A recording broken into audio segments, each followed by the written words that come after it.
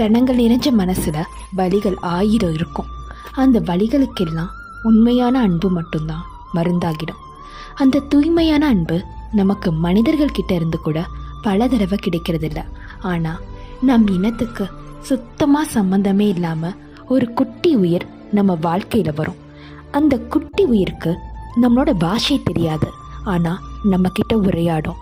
நம்மளோட சோகத்தை அதோட குறும்பு சீட்டுகளால் மறக்க வச்சிடும். நம்மளை சுற்றி சுற்றி வந்து நமக்கே தெரியாமல் நம்மளோட வாழ்க்கையில் ஒன்றா கலந்து நம்ம வாழ்க்கையவே அழகாக்கிடும். அப்படிப்பட்ட ஒரு அழகான அதிசயம்தான் இந்த பெட்ஸ்.